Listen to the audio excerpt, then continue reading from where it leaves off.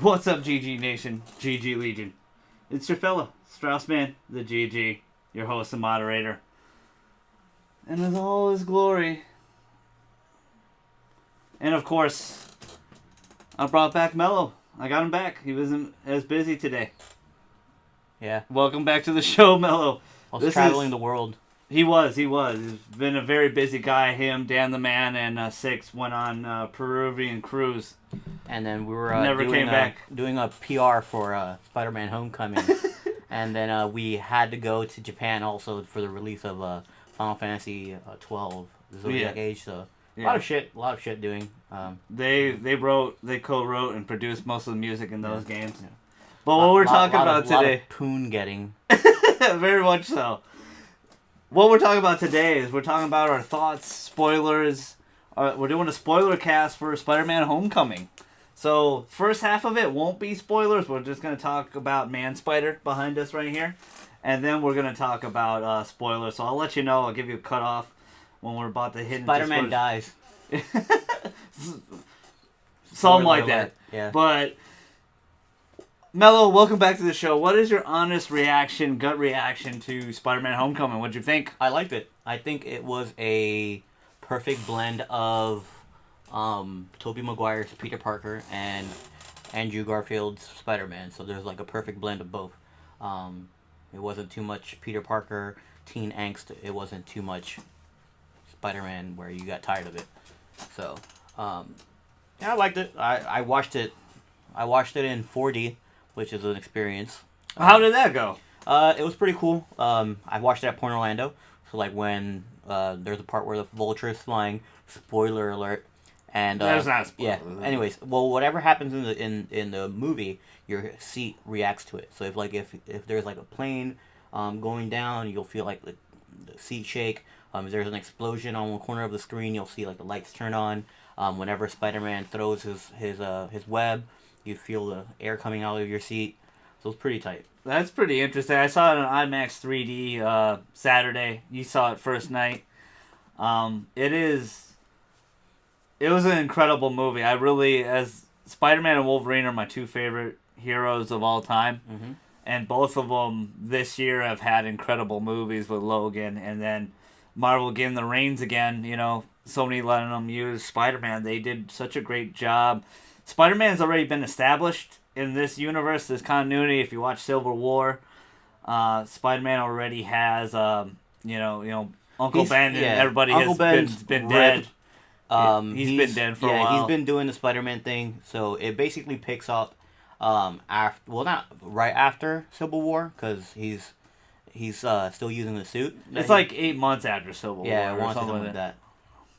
But it's in that continuity, and they switched it up a little bit. Usually Spider-Man makes all his own tech and everything. In this universe, they had Tony Parker kind of being that Uncle Ben. Tony Parker?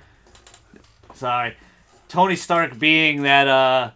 Well, I mean, he technically does make his tech, because when he has the homemade suit, he makes his web shooters. You see him in the movie. He does that, but... And this isn't a spoiler, let's just be fair. In the movie, you see him in class, in science class, he whips something up, and when he pulls the thing out of the beaker... He's making the web shooters and stuff. He makes his own stuff, but as far as, like, the tech of the suit, then yeah. Tony really helped him out. Tony Parker, the basketball player, helped him. Yeah, Tony Stark, really. Yeah, right. Sorry. Thinking NBA right now. No, Tony Stark really, let's just be honest, Iron Man really gave him most of the tech and everything. The suit was amazing. It actually had training wheels, per se, on the suit, which is an interesting moment we'll talk about later. But he's already been established. He's been Spider-Man for a little while. They show what happens when he goes to be part of Civil War, how he gets recruited and everything like that. Would that be technically spoiler alerts? We can't talk about that then? That's the beginning of the movie. I wouldn't say it's. Well, I wouldn't say it's spoiler. I found a bit of a. I like that. I like how they fill that gap in. That part, there's a part where I think that they dropped the ball a little bit, because in the movie he basically in the movie he has his camera set up, and you see the people, you see Ant-Man and all of them fighting in the background, and Ant-Man goes big and he goes, "Whoa, who's that guy? He's super big." And then he goes, "Okay, guys, I gotta go." And then he leaves, but it doesn't match the reaction in Civil War. Because in the reaction in Civil War... he was like, "Holy shit!" He goes, he goes, holy shit. Yeah. So it doesn't match the reaction. So that's one thing that I caught. Yeah, to a degree. I think they just did it for comedic purposes. Because that's how a high school kid would handle it. He is 14/15. I think he was 16, I think it is. No, it's 14, 15. He's a sophomore. Yeah, he's young. He's a young kid. In this continuity, like he's really learning, and that's what I really like about the story in this movie. He's really learning to juggle all these things. You know, he can't go to like a party. He can't. You know, he can't have a normal relationship. He's a typical nerd, like. Yeah, he is. He is a little. It's kind of. I don't know if this is true, but it's like I think it's the same director from the Breakfast Club. I think, or because they reference that movie a lot, and this movie really feels like that. The Breakfast Club. There's a scene in the movie that's basically a parallel of The Breakfast Club. Yeah, where it's Ferris Bueller's Day Out.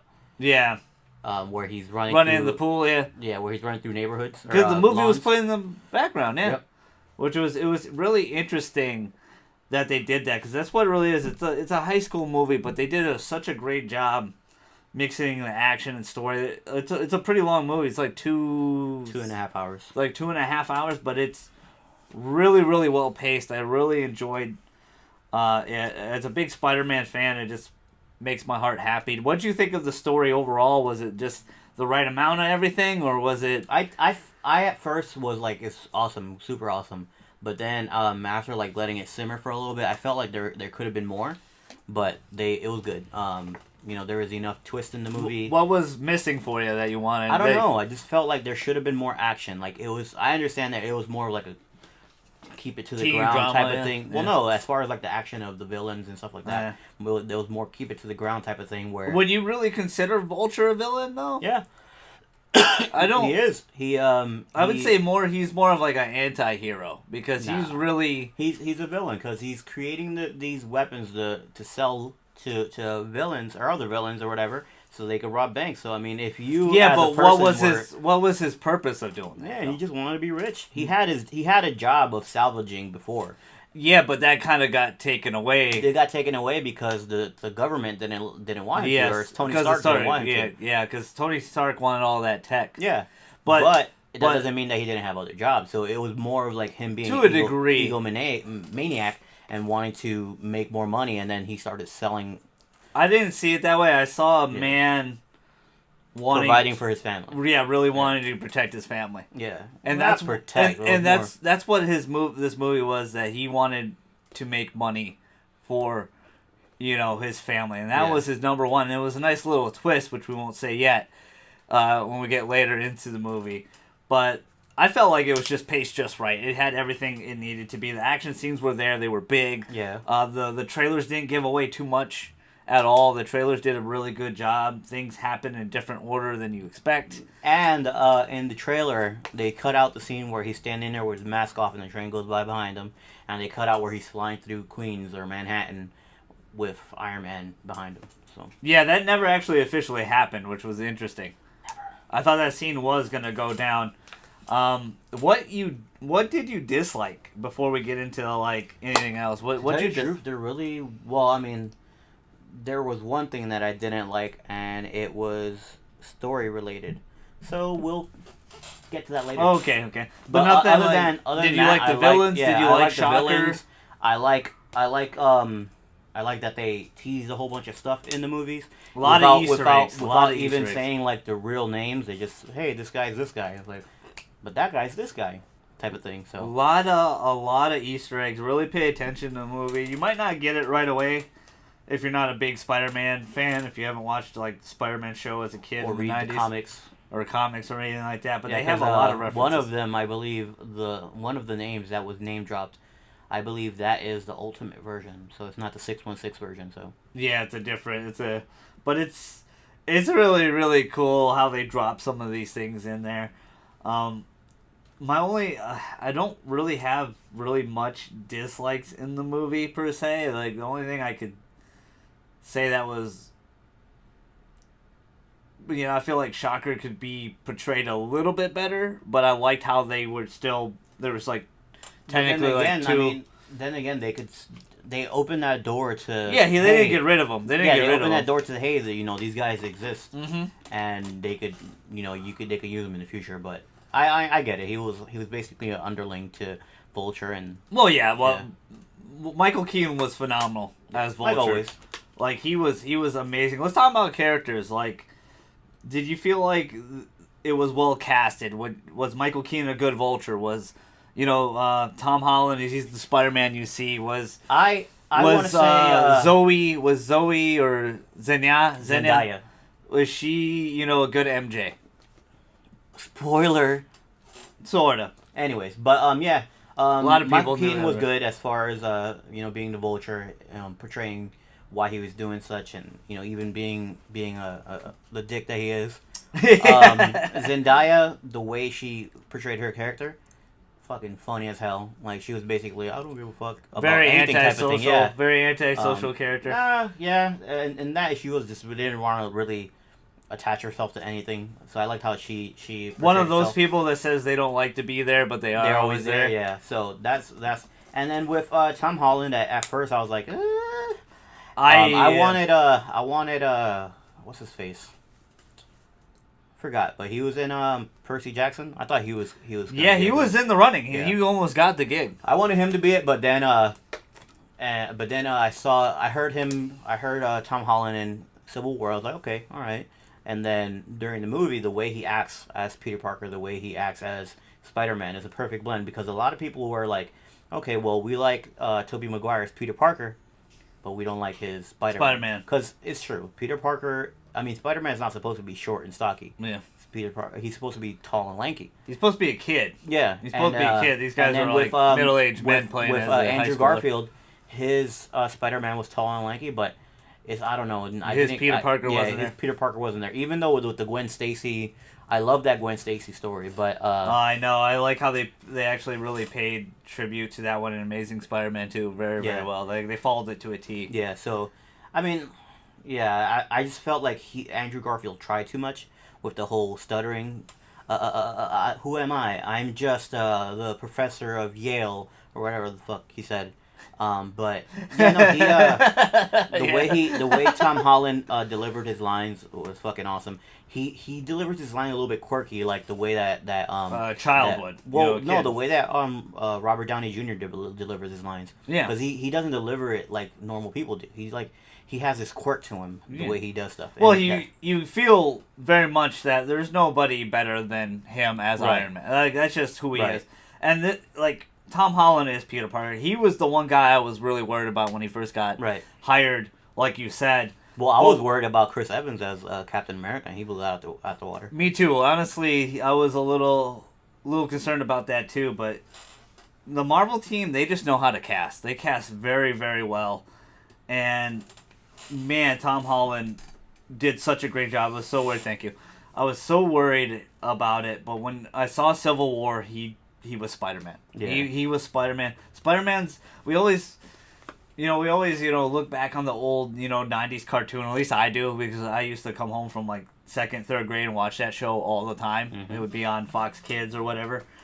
And that Peter Parker's a big, stocky...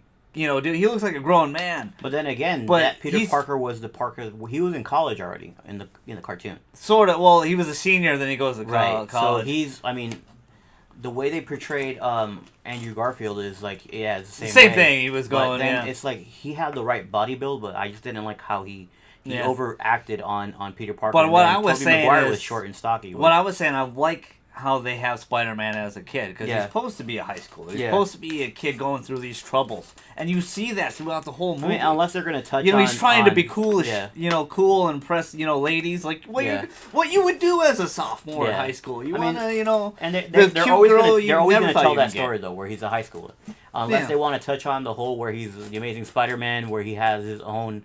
He has Peter. I don't think he has he has Parker Industries. Yeah. I don't think they'll ever touch on that, which is basically like the ongoing continuity right now, where he has the normal suit, but then his spider is black with green highlights, like neon green highlights. Yeah, I know what you're talking about. And then his suit in Amazing Spider-Man, which I come to realize now, is basically the same as this one, because that suit has like a whole bunch of tech functions around it. Yeah. So like this one was very techy though. This one had so much. It was so Iron Man, which I liked. Yeah. I liked, like I said, I liked that part. I think the newer, MJ per se, I thought she did great. It's a different type of MJ. It's not really the Mary Jane you're accustomed to, for sure. Not just because of skin color or anything. I'm not getting into that. It's just because of personality-wise. Mary Jane is very much not like that at all. But I like that. I like this portrayal. It's different because it's not Mary Jane. It's Michelle, whatever. I know her first name's Michelle in the movie. They always refer to her as Michelle. And she's so antisocial and quirky and just... I mean, there's a part... And the thing is, she played that character perfect. Yeah, she did. To a T. She's such she's a dick, basically. Yeah, she is. She's an asshole. Time. So, like, there's a part But there's a reason for that, though. Yeah, well, there's a part where she goes in my opinion. Well, there's a part where Peter Parker goes to their homecoming dance, which is why the movie's called Homecoming. So he stops at the door. That was an amazing scene. Yeah, he stops at the door, and she's always watching him. Yeah, they pan around his friends, and they stop at Zendaya. And what does Zendaya do? Flick him off. Yeah, I love that. That was hilarious. It made me laugh so hard. Her character in that movie, I was like, yeah, I can see that happening. Yeah. Totally, that's what she would do. But Michael Keaton hit it on point. He was the original Batman way back when. He was in talks, then got out of talks, then got back into talks, and he got cast as Vulture. Played old man Vulture to a T. Really good. I like how the suit looked. I know a lot of people didn't like how the newer Vulture, but to me, it's very modern. Well, and they have to root it in reality. Yeah, you can't just come out unless he's like fucking Loki. Yeah, okay, that makes sense. But they have to root it in reality. He's a human, and he just can't be flying around in a unitard with a fucking fluffy neck and wings, just sucking people's life force out of him so he could be young again. It doesn't work like that. It wouldn't be a good movie if it was that. So them making it that he has this tech that. It's like a drone. It's a spoiler alert, but spoilers. But he has this tech that's powered by a certain spoiler. Then it makes sense. That would be a spoiler if you said that particular thing. But I liked how his tech was like a drone. His wings were kind of like a drone type. Yeah. Hovering vehicle. The second ones were. Yeah, I liked how he had the pilot's jacket and then the helmet with the green eyes. It's very menacing looking. Yeah, it's really cool looking. I really like it. It was very modern. I know a lot of people complained about it, at least on some of the boards and stuff. Sorry, PC dying. Some of the boards and stuff I was looking at, there was complaints about that, but I like that. I like that look a lot. I think it was very modern, very sleek, and very, like you said, very reality. That's more realistic than just a guy in a suit. Obviously, Marvel does a really good job of letting it be a comic book movie and having those comic book moments for sure, not being too serious. But they had the right amount of spice in here, like the right amount of reality and comic bookness and, realism. Per se, but everybody, what'd you think of his buddy? Was he a good character? His best friend Ned, did he do a great job? And a lot of people were not gonna like Ned, because he's not even close to the comic book version. Yes, not at all. But yeah, Ned was cool. I like him as the guy in the chair. So yeah, I mean he did a great job on. The only thing I didn't like is you're in high school, homie. How are you gonna hack a certain thing in the movie? Like that. You know what I'm saying? Yeah, some of the biggest technology, some of the greatest technology, but that's kind of like how his nerdiness came in, where he was, they had a recurring joke where they were going to build the Death Star and Lego. It's like 3,000 pieces or whatever. And, that's how he kind of figures something out. We won't say yet. But Ned, I liked him. At first, I was like, okay, I think he was trying a little too hard, I felt like. But then when I actually accepted him as the character and just realized it's just that character, I was like, yeah, okay, I get it now. Yeah. It's funny. And he had a lot of funny jokes. They also touch on a lot of funny jokes. They also touch on the insecurities that kids have in high school. He wears a hat to place because it gives him that security. Yeah, because he's a bigger set dude. He's a heavier set dude. Him and Ned are not the cool kids. They're considered like Pete and Ned are considered nerds, and even though they're welcome to these parties and stuff, Flash is always making fun of them. What did you think of the new Flash segue? Perfect segue, because he's nothing like. He's a dick still, but I mean I get it. They're trying to be diverse by making Flash like a Middle Eastern Yeah. PC, if you will. I mean, there was a little PC-ness, especially with Michelle in this. She was very PC. I mean, I get it, but she's not really MJ. What we know, it's a different MJ. It's a different MJ. Kevin Feige already said it in several interviews. And I like it. I like it. That's not MJ, and that Mary Jane is in the MCU, but that's not MJ per se, as we know. Yeah, it's a different one. Yeah. So. And I accept it, but she was very PC, like the whole I monument thing and the whole like. I think what's gonna happen is because he's Peter's still like I think it's a sophomore. I think in the coming movies he's gonna meet Gwen Stacy, and it sucks that they're gonna touch on it again, but they have to because Gwen Stacy. I don't know. Well, Gwen Stacy is what makes Spider-Man. Aside from Ben Parker dying, Gwen Stacy is what basically shapes him into being the Spider-Man that he is. Yes, I agree. But I think they're going to change it up a little bit. But go ahead. They might, but they'll do. I think they're going to do Gwen Stacy next, and it might be like half a movie type of thing, and then he moves on. Sucky to say that he's going to move off from her death, but I think it'll be like half a movie, and then he becomes the Spider-Man that we all know and love, and then and at the end of that second movie, he meets Mary Jane, which was supposed to be how it was supposed to be in Amazing Spider-Man 2. Yeah, because they had her casted and everything. It was Shailene Woodley, and they cut her out. Yeah, they did. She had a scene and everything. Yeah. But I see it in a different direction. I think clearly Michelle liked Peter this whole time. Yeah. She literally was at all those particular moments just to see him. Oh, well, why are you in detention? Yeah. I'm here to draw people's emotions or something. Well, even at the end when she says they call her MJ and he walks away because Happy Hogan calls him. She gives him that look like I want that dick. Yeah. That look, so. She really I think she was always in all those particular moments and scenes because she really liked even at the party she's like I don't go to parties are lame and like.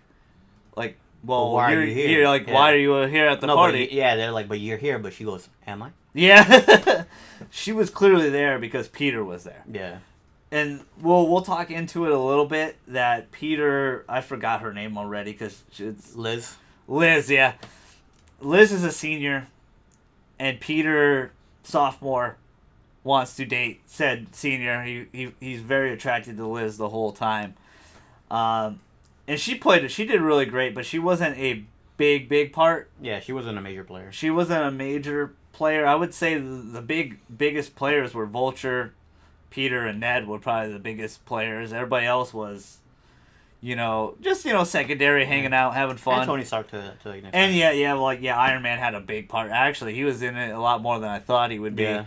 But they did such a great job. Like Liz, the actress, did a good job portraying what she needed to be. Her character, unfortunately, though, was just a segue to a certain plot point, which we will say later on in the Spoilercast. But any other characters you particularly want to talk about before we go into some other? Not that doesn't have a spoiler to it. Okay. Where are we at right now? 22. All right, let's dive into the spoilers. Let's get to the fun. This is where we'll spoiler alert. We'll give you some time. If you haven't seen the movie, fucking turn off the stream or whatever, and go watch it. Later. It's really good. It's incredible. It's well written, well acted, well worth the $15 you're gonna pay for IMAX. And probably. Before you go watch it, Peter Parker shows his dick. So yeah, straight up, and it shoots webs. But it's really really good movie. Definitely highly recommend it.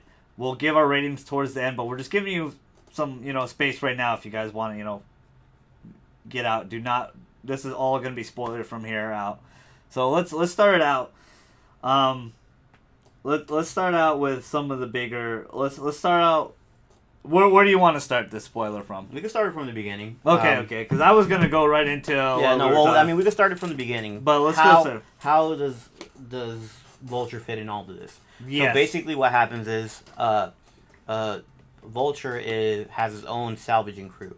So they are actually working the site where Avengers 1 took place. This was like 8 years prior. Right. Avengers so 1, they're picking up Chitauri tech and all this shit. And I like how they went back to that. Yeah. Well, one of Vulture's lackeys is the Tinkerer. Yeah. They don't call him the Tinkerer, but his name is... He's clearly the Tinkerer. Who the Tinkerer is. So, they hide a piece of tech after Tony Stark basically takes over the salvaging part of it, and his people come in and it's like, hey, you can't do this anymore. But the government just come in and just take everything away. So that basically real life. That basically starts the whole movie, if you will.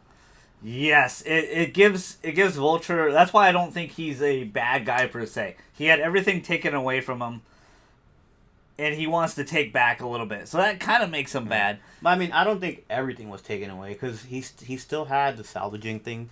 He just wanted. He wasn't making any money from that. Yeah, but it was power, bro. It was a power struggle. So he knew what it was. Wanting power is not making you a bad guy, in my opinion. But what he was doing was because he was to a degree. I mean, people after a while he was hijacking these cargo of all that tech that from like the devastation I see that of like more the like a Sandman type thing. Yeah, where, he's protecting his family. But then again, it's like he's not protecting his family from like a threat or anything. No, he just wants to provide. Yeah, and it's not provide because if you saw his house, it's a nice ass house. He just wants to be rich. You're right. He wanted the big part of the table. Yeah. He was at the small table per se. Yeah. And he even mentions it. I want to be part of the bigger table. They Yeah. take so much from me. They take all this, but I wouldn't say he was necessarily going out and just murdering everybody and just being a killer and being a bad guy. I would say he was more an anti-hero, and the reason why I say that is because he didn't rat his ass out. True. He didn't rat Spider-Man's ass out. True. Because it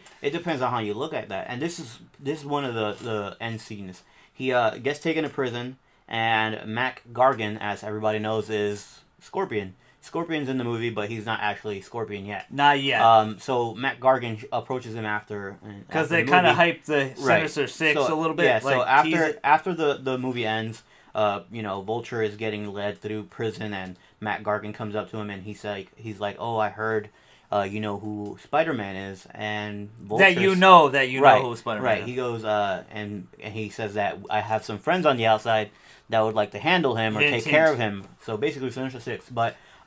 Vulture says no, he doesn't know him, and you can see it as two ways. Vulture goes, if I knew him, I would have killed him. Right, and that you could do it two ways. That's why I don't think he's a bad guy. Right, well, you could spin it two ways. Yeah, you could spin it where he's wanting to protect Peter because he knows how good he was to his daughter, and that he stopped him because he didn't want it to keep going on, and because of it, it's Vulture's daughter. That's one way. The way that you're probably looking at it, right? The second way is that he doesn't want Scorpion to know who Spider-Man is, so he, when he gets out, can kill himself.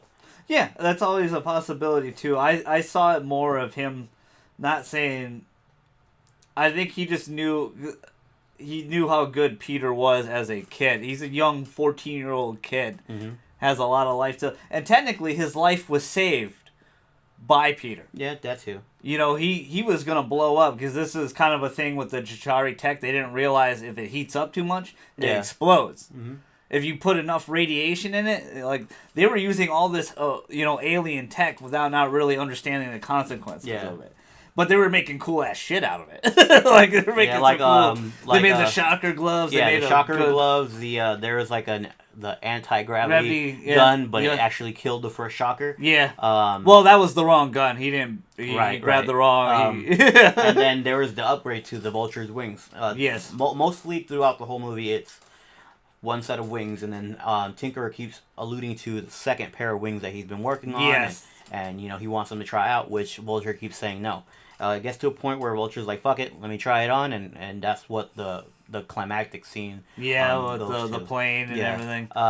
But he was just running his business and protecting his business how he thought it was. Yeah. That's why I don't think he's necessarily he's the bad guy in the movie. He fits that role.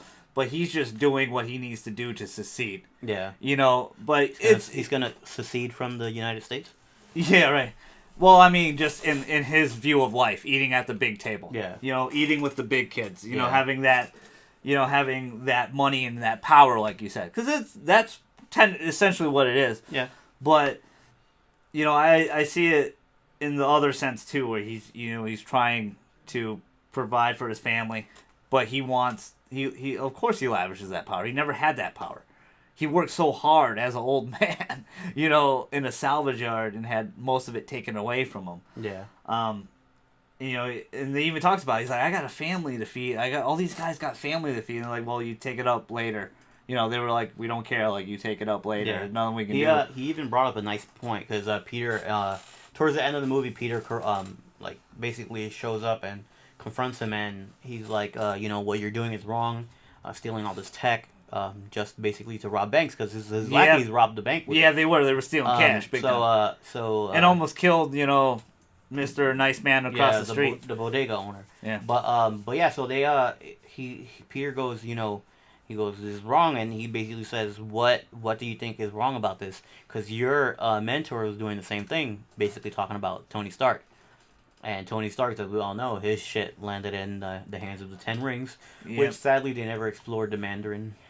Yeah, unfortunately, no, they kind of took a different route with Mandarin. Well, I mean, they already said that wasn't the Mandarin. Yeah, so. It was just a political thing. But, I mean, and the movie was good. Well, let's talk about the twist, though. Okay, so... Let's talk about first twist. Liz's character. Well, first twist... Okay. Is, and we already talked about it, first twist is there's a scene in the ferry where, you know, the one where Peter's holding them together, the two-piece together in the trailer.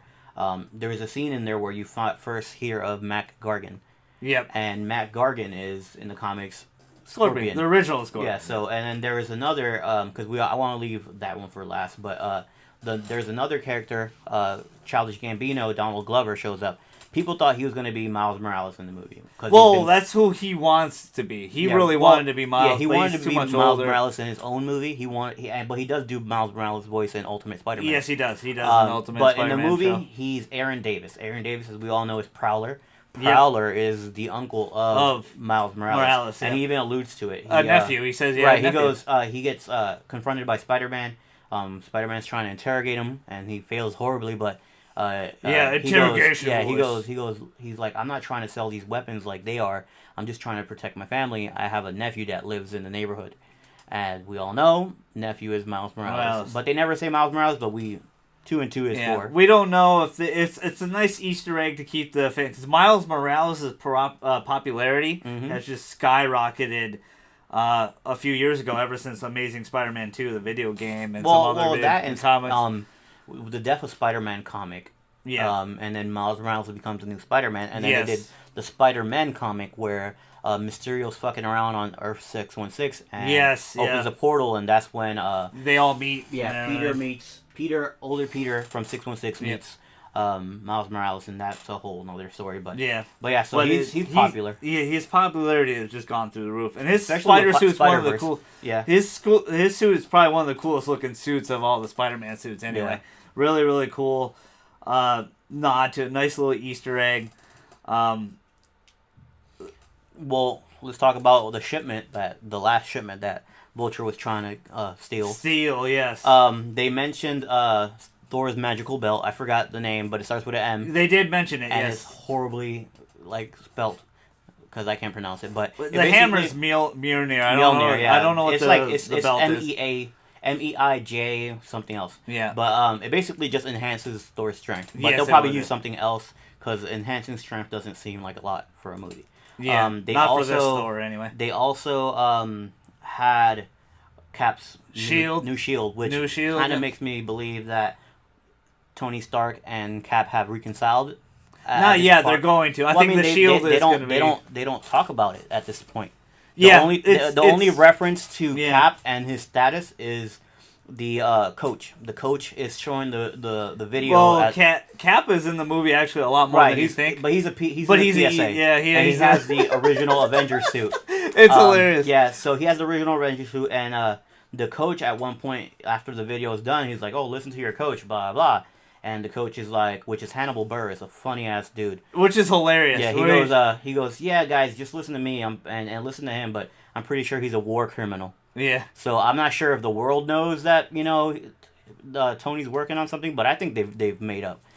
I think that's when they're going to he's going to give that shield because he took it away, like he just left it. Yeah. And his dad, he was so jealous of his dad talking about. But it also ties up that shield that we've been seeing, because the shield that Cap has is a shield that he's been using since before he went into the ice, right? Yeah, it was. Yeah, so the original shield. Yeah, the vibranium shield. But if you remember in Captain America 2, I want to say, Captain America 2, when he's building that big ass tube to make the new arc reactor, he finds like a half-made Captain America shield.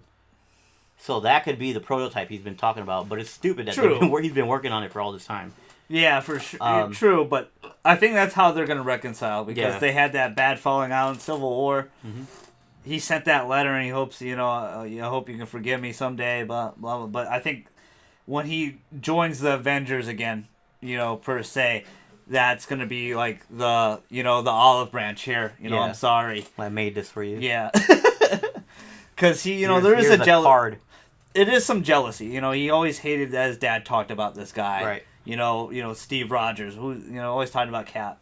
And he goes, even in Civil War, he's like, I just want to punch you in your pretty teeth. Yeah, in your perfect teeth. Yeah, your perfect teeth. Like because he's very, PA. Like it's funny he's in this all these PSAs. Like he's like, oh, you're in detention. You think it's cool, but really not being cool. Take it from a guy that's been in, frozen for 65 years. It's not cool. Yeah, and then the end credit scene, which you have to wait all the way till the end. It's basically there's two. Cap, there's two it's basically Cap saying, patience is a virtue. Yep, yeah. And it wasn't nothing crazy. So it wasn't nothing that they would set up a new movie or anything like that. It made me laugh so hard because it's funny. It wasn't like, Peter Parker is going to do this next. It was just basically Cap saying thanks for waiting for nothing. Yeah. He says to the effect that, sometimes waiting, it doesn't have the greatest rewards, but sometimes waiting will give you the best rewards. Something. Being patient. Like you just said, patience is a virtue. Then they just do the whole Guardians of the Galaxy. The Guardians will return. Yeah, Spider-Man will return. Yeah, which we all know. Like, he's signed for 2 more movies, I think. What I did like though is that Tony Stark played the role of like a father figure. Yeah, I like that a lot because he even mentions, I never really had my dad around. Even though he just wasn't really receptive to his dad, and he mentions it, and that's why he lectures. Tony, not Tony, but Peter. Mm-hmm. He lectures Peter on because there's a point in the movie where Peter legitimately goes off grid. He takes the training wheels off the suit, or he makes Ned take the training wheels off the suit. He takes out the tracking device so he can't be found anymore because he's like I gotta handle this on my own. Yeah. Where he first time he meets Vulture, he gets his ass kicked, almost drowns. Iron Man saves him without it really even being there. Yeah. And he lectures him and everything like that. And then Karen, the voice of Spider-Man's suit, is Paul Bettany's wife. Vision's wife. Which is Vision's wife. It's awesome, which is really interesting. But I like that they kind of have that purpose where he takes that suit away from Peter. He's like Chuck Norris. He gives and takes away. But the thing is, I like that he took the suit away and he goes, "You're nothing without the suit," which is funny coming from him because he needs his suit. Yep. But he didn't mean it like that. It was a metaphor of you need to be a better person and a better man. Yeah. And he goes off in the second fight of Vulture with his own stuff, his old gear. Which is funny because if you look at the parallels, because he had this upgraded suit. Couldn't handle to the 9, and Vulture didn't have his new wings yet. Yeah. So it's basically new versus old, and then its tables are turned. Yep. So. And so like you said, it was new versus old, and then it reversed completely where he got the newer tech, Vulture got the newer tech. There's a funny part in the movie though that right when before he gets his ass handed to him, he grabs like the bag that Vulture's gonna steal from that convoy, and when he finally gets away or whatever happens, I forgot what happened, but. He opens the bag and he pulls out fucking Ultron's head. Yes, yeah. He pulls out Ultron's head and just tosses it. Yeah, because he has Tinkerer handle most of his stuff, but Yeah. that wasn't what he was looking for. But it was cool that they had a little nod to Yeah, Ultron. where Peter Parker just pulls out the thing. Because Vulture had a duffel bag and Peter was able to take it. Yes. And he pulls out Ultron's head because it's from the salvage crew, but pulls out Ultron's head, looks at it real quick, and just tosses it. Yep. Let's get into the other twist, though, and the other plot point, which ends up being... Because I took it a very different way, but it ended up being true, was, Liz's dad is Vulture. Mm-hmm. Which I thought I would have saw coming, but what I took it when he opened that door and Peter was just like, yeah, I thought he kidnapped the family, had it all time, but it ended up being true. It ended up actually being Liz's dad, and I love that look of Peter the whole time, which is he couldn't smile the whole time. Yeah. This is supposed to be the happiest moment. This is the girl he didn't have the courage to ask out, even though he's Spider-Man. He saved all these people's lives. He's a kid, he's a son, and that's why I like what they explore, because the girl you really like, you would be nervous. Yeah. You would be, especially a senior. Someone that obviously she kind of digged him a little bit too, to a degree, but he was just very shy about it. Yeah. And even Ned tried to help him, like, oh, Peter knows Spider-Man, when they're doing their push-ups and stuff, or sit-ups. And that part was funny too, because it was hilarious. Peter Parker got carried away doing sit-ups. And the coach passes by, like, looking good, Parker. Yep. Basically, he had to slow down because he wasn't noticing that he was doing more than what he's supposed to do. Yeah. And he's supposed to be a nerd, so he's not supposed to be in shape, but he's, like, ripped. Yeah. But I really liked that. I liked that twist a lot, where it ended up being, and to the point where they're going to the homecoming dance, and he's like, oh, I gotta have the, the father talk, He basically threatens him. And he took a gun out, and he was like, seriously, I'm going to let you go in there. You treat my daughter right. You go have fun, but you forget about everything. Yeah, he basically this is my business. Yeah, he's basically, leave me the fuck alone. Yeah, he's like, this is my business, and if you don't, I will kill you and everybody that you love. Mm-hmm. And I love that scene. And it ended up being very different from what you saw in the trailer. Because you think that scene's at the beach. Mm-hmm. But it's not. It's right before the homecoming dance. Right. So he was the own chauffeur to his own daughter's homecoming. Like, he's like, oh, Pete, what are you doing? And then, she kind of rats him out unintentionally. Mm-hmm. Yeah, obviously, she doesn't know he's Spider-Man. He's basically saying that he was in the Stark internship. He was. That he wasn't there at the DC incident. Yeah, the incident. He wasn't there at certain incidents. That Vulture was there and Spider-Man came out of nowhere. And I liked that a lot. It was a nice little twist. And, of course, Peter... he kind of hurts her, and he goes, I'm sorry, I gotta go. And this is where, it's someone from Rising. He's been basically, like, ditching everything. Yes. Like, the debate team, he's ditched. He quit, like, band practice the and some decathlon, other stuff. All that. Like, he, obviously, because he's Spider-Man, he has to save, he has to do all these things. Like, he doesn't have a normal life, and he's kind of learning to balance that. And that's always a struggle they always talk about in all the Spider-Mans, but they did a really good job with this one. Yeah. Because that's how a young kid would handle it. It's like Ned when he found out that he's Spider-Man. He's like, when they're about to leave his room, he's like, so how do you balance being Spider-Man and the Tony Stark internship? Because he calls being Spider-Man the internship. Yeah, he's like, well, this is the intern. Yeah. Oh, okay. What do you think about that, though? Do you think too many people know who he is? I think it's a problem. Vulture knows who he is. Aunt May at the end finds out who he is. And so does Ned. Ned, his best friend, knows who he is. I think they're going to do... Because Ned becomes Hobgoblin in the comics. Yes. So I don't know if they're going to do that. Yeah, they probably won't. But he might become some kind of villain. Yeah. Because he was or some sort of weird sidekick, maybe? Yeah, he always says that he's living vicariously through Spider-Man. Yeah.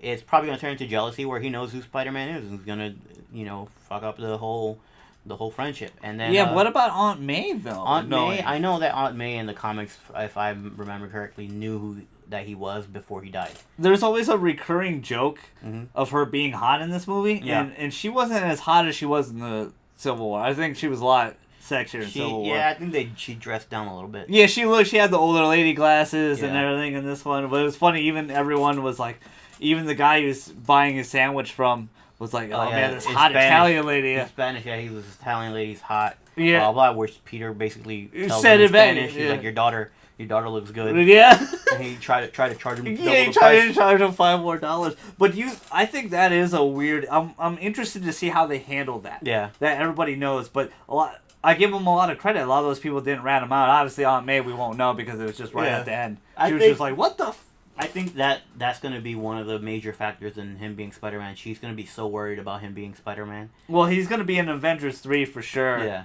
So we won't know probably till because I don't think Spider-Man Homecoming 2 will be until after Avengers 4, they said. Probably. That's what I think they said. So they said the next Spider-Man, official Spider-Man film, will be after Avengers 4. Basically Infinity War 2. Basically, yeah. Basically part 2 of Infinity War. But he will be in Infinity War, so. He will. He's gonna. And that's depending on how long those movies are going to be, they'll probably touch on probably like a Aunt May 3 hour type of thing. probably a 3 hour movie. What's But- cool is that Tony Stark is getting engaged to Pepper Potts. That was a cool spoiler too, but the coolest part about this whole thing that he thinks it's a test. Right. You know, Peter Parker thinks it's a test, from Iron Man. And literally, Iron Man at the end offers him a position in the Avengers. This new, sexy, upgraded suit. It's basically the Iron Spider suit. Yes, but a different different color scheme, yeah. Different color scheme, but it was sexy. I liked it a lot. And he turns it down. Yeah. He's like, I gotta, I gotta be low to the ground. He was like, you did good, kid. You proved me wrong, and I want you to have this and be part of the Avengers. And there's a whole press conference behind this. Yeah, he's like, I got 50 reporters here. Like, we're gonna announce you as the next member of the Avengers. Blah blah. And Peter turns it down, thinking it's a test. It's a test. And then he goes, I just want to keep low to the ground, be your neighborhood Spider-Man. Yeah, friendly blah, neighborhood blah. Spider. I like how they say that Yeah. twice because Peter calls him out. He's like, why don't you just be, a friendly. Yeah. So then he basically says that, and Tony Stark's like, oh, okay. And he thinks it's a test, so he walks away, and then he's like, shit, it wasn't a test, but whatever.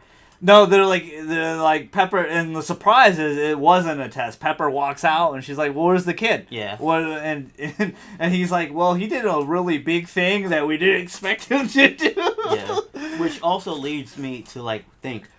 In Avengers 3, clearly he's gonna win that suit because he says, "Oh, you'll be rooming next to Vision." Vision, which was hilarious. Because He's Vision he doesn't like it, doors. Yeah. Doors or walls or anything. You'll fit right in. But no, it's like who's in the Avengers right now? Because obviously it's split. Yeah. Well, who's left on Tony's team? Tony's team had War Machine. He's paralyzed. Vision, of course, he's still in the mansion. Yeah. They're gonna have to kill Vision though. Yeah.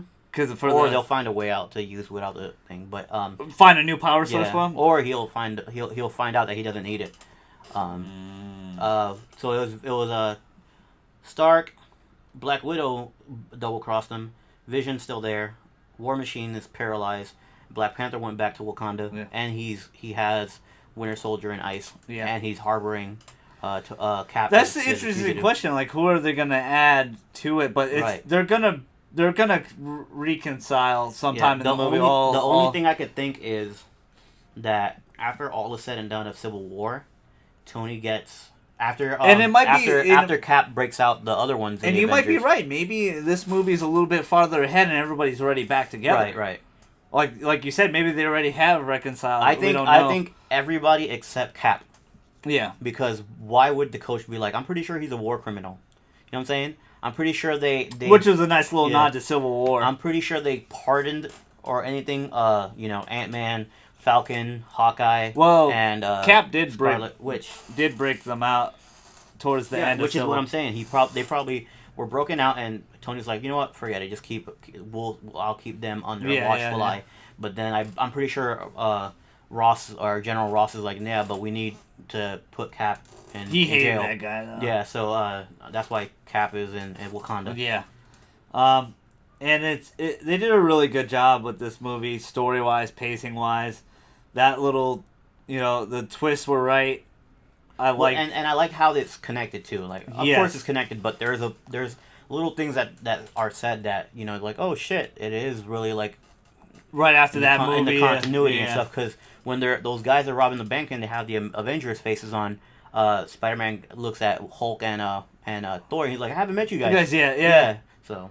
Because obviously most of those guys were absent. Thor is in Asgard looking for Odin, and Hulk is in it's going to be interesting how they, when we see him come back, because when he comes back, obviously he'll have that new Iron Spider suit. He will accept that suit. I don't know if he'll accept it for right now. Well, no, in Avengers 3, that's yeah, the suit yeah, he's yeah. gonna. In Avengers 3, I want to say that something will happen where Cap says like, take this, you're gonna need it. Well, type of he's thing. gonna need it. He's gonna need the higher Yeah. tech. But I like how he gave him the older suit back. He was like, "Oh, hey." I want to predict that He did get yeah. back. Let's say that because remember he lost his older suit. You know, Tony took it away from him. He gets this suit taken away from him. Yep. At the end, he goes home and finds a brown paper bag. Yeah, big ass brown and paper goes bag. to put it on. He puts the whole suit on and takes off his mask. And right as he takes off his mask, Aunt May's back there, and she's like, "What the?" And right before she says "fuck," scene's cut. I want to say movie. this is how it's gonna work with Spider-Man. He's gonna start the Avengers Infinity War with this suit. Yeah, I agree. Yeah. They're gonna get defeated. Something's gonna where they're gonna get defeated because if you look at the scene, They have to. Thanos is gonna. Well, look at the. I don't think Thanos is gonna be a big player in the first Infinity War. You don't think and so? I say they've been hyping him for like 10 movies. I say it because of this, right? I want to say that they're gonna all have to upgrade their armor because in the pictures that are being taken, the spy pictures, it shows Iron Man with a different arc reactor. Yeah. And he's in New York with it has to be New York, but he's in a city with Doctor Strange, Wong, and also Bruce Banner. Yeah. So some shit happens after Thor where they come back but they get defeated. Because all three of those guys, like you said, are in that movie together. Yeah. Like a lot of people don't realize, but it's gonna the Thor movie is gonna be like a road trip movie. Right. It's gonna have Doctor Strange in it, and it's gonna have Hulk and Thor all together, which is a really nice. But combo. I want to say, because let me bring up my game because I play Future Fight, and Future Fight has the actual name of these folks. But shameless plug, because Thanos isn't the only guy. Thanos has his group. And in the spy photos, there's been a picture of the guy who's going to play Corvus Glaive. He hasn't said it yet, but he has Corvus Glaive's staff. Yeah, staff. Glaive or whatever. Well, it's a glaive, but I'm letting it load. But I want to say it's his the Black Maw or Black Crowd or whatever. But it's about five guys. There's 2 girls and about 3 guys. I'm bringing it up right now. Hold up. Before we get into that, this one question I want to ask. Here we go. It's Thanos and the Black Order. So there's Supergiant. Supergiant is a girl. There's Corvus Glaive, which is the guy with the staff, the glaive, and that's the one that we've seen the spy photos for. Kind of like his 4 horsemen. Right, and he looks like a evil version, version of Gollum. Oh, okay. So he has razor sharp teeth. Yeah. He has like a hood. Then there's Black Dwarf. With Black Dwarf is probably going to be the one that the heavy hitters have to take care of. Yeah. Because he has a long sword and then a mace in one hand. Then there's Proxima Midnight. She has a staff. And then there is Ebony Maw. Ebony Maw, he looks like he's going to be the sorcerer of them all. Oh, okay. But that's his group. I want to say that Infinity War starts. They find where Thanos is going to be chilling. They go over there to have to just fuck him up, and they run into these guys. They run into the Black Order, and they see that the Black Order is they're probably going to defeat some of the Black Order, and they're going to be like, okay, well, or if not, they'll defeat the Black Order. Thanos comes in, they're like, all right, let's go, and Thanos whoops all their asses, and that's the end of the movie. It could be, yeah. So I want to say he whoops I want to say that he whoops all their asses. Somebody dies, and then he goes, Spider-Man, take the Iron Spider. The movies aren't back to back anymore, though, right? I want to say no. Because I think they're splitting the movies up now. Before they were, it was Infinity War 1 and 2, but like you said, I think it's just Avengers 3 and Avengers 4 now. It's gonna be Avengers 3 and then 4 the next year after. Okay. But are they gonna have 2 movies in between? Yeah. Though? Because there's supposed to be Ant-Man and the Wasp still, Black Panther's before. But Avengers I want to say 3. all of those are gonna be after though. I'm not sure. We gotta look that up. But I think that's how it's gonna go. They're gonna go fight, and the Black Order's gonna show up. Okay. It's gonna be really interesting how they get to this. Now, there's only one more Marvel. There was 3 Marvel movies this year. Now there's only one more left. It's Thor Ragnarok. Very excited. We gotta wait a long time. We gotta wait till November for that one. Justice League is also November for the DC fans for sure. Wonder Woman was amazing. Hopefully they don't take 3 steps backwards with Justice League. We'll see. I mean, it's too early to say. And people are gonna probably comment and say you're stupid, but I wasn't that mad at Batman vs Superman. No, I mean a lot of people I've talked to, a lot of DC fans. I've heard mixed reactions. I've heard both. I'm more of a Marvel guy, but I'm more of a Marvel guy too. I saw the movie, and at first I was like, this is shitty. But as I keep watching it and I keep watching it, I'm like, I see what they're trying to do. I see what they were trying to do. I just didn't like what they were trying to do. Yeah, personally, I had the mentality it just wasn't my taste. Where you see Wonder Woman, that is a well-balanced movie. Yeah. I really thought that movie was going to be too much like Captain America, but it wasn't at all. Yeah. It was its own thing. It had some similarities in the sense of time and, you know, because it's World War I and Nazis and bullshit like that. But it did its own thing, and it followed its own path, and it was well-written, well-directed, and she was awesome. Like, Gal Gadot did such a great job. I thought that was a bad casting. Yeah. And it ended up being really, really well done. Let's just see if they get it right with everything else. It's just, with these guys, they took their time making all these movies, making this continuity. They took their time and nobody knew it was going to be like this. Yes. They did. Even they did. Whereas DC had the chance with the Nolan trilogy. Well, yeah, they could have piggybacked off of that. And then, Green Lantern was shitty. Yeah, they could have. Man of Steel wasn't bad. I actually really like Man of Steel, but that movie was shitted on. Rating-wise. I just feel like they dropped the ball. Like, they could have done something where in Man of Steel they introduced another JLA member. Yeah. You know what I'm saying? Where they did with, I know that the MCU universe basically started in on Iron Man, the first Iron Man, right? They took advantage of that and basically introduced Nick Fury. Yes. And then, even though this guy, Ed Norton's not Hulk anymore, at the end of that movie, Tony Stark shows up and tells General Ross, like, hey, we're starting a team. Yeah. Type of thing. So they've had that. Planned in mind. Yeah, if DC would just slow the fuck down and actually build the anticipation up to the Justice League. That's the crazy part to it, like you just said. They're feeling the pressure for whatever reason. It's like, don't. Yeah. Just do your own thing and make your own movies. Yeah. And that's what I liked about Wonder Woman. It had no pressure on it. Well, it did, to be good. Yeah. But it didn't have, like, the pressure of being before Justice League or anything like that. Because it was a prequel. It was her thing. I think they should have done, bring somebody up in Man of Steel that's part of the Justice League. Then, what was after Man of Steel? Man of Steel after Man of Steel? It was Batman vs. Superman. All right, so after Batman I would have said, hey, at the end of Man of Steel, he's reading a newspaper and he fucking sees that Batman's out of line. There was no... But the thing is, it was just going to be Man of Steel 2. Right. And then they completely changed it and made Batman vs. Superman because they signed all these deals. I think they should have done that. I think that at the end of Batman vs. Superman, I think they ended it well.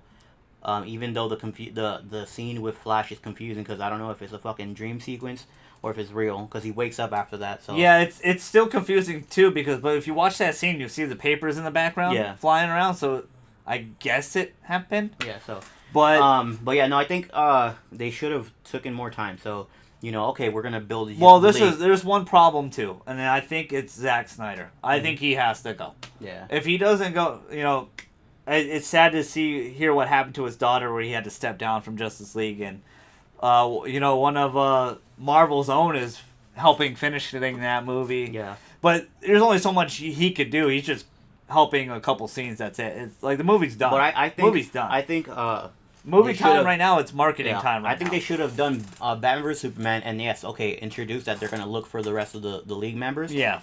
But then do Wonder Woman, and then at the end of Wonder Woman, she's already part of the whole looking for the League.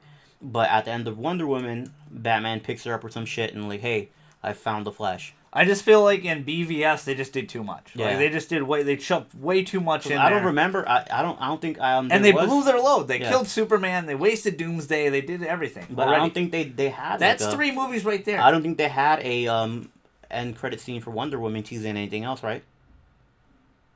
No, they didn't. There was no post-credit scene. It just ended. And I like that. I'm okay with it. And I get it. It's Marvel's thing, but come on, you want me to look for? I think they should have done it the way that Marvel's doing it, and I don't give a fuck if people were like, "Oh, you guys are copycats."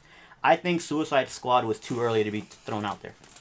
Yeah, I like that movie better than Batman vs Superman, but I could see why all the critics hated it because it just was a mess to a degree. Yeah, and that bar scene at the end.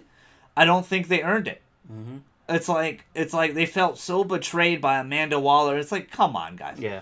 You guys are acting like you've been homies forever. You guys hate each other.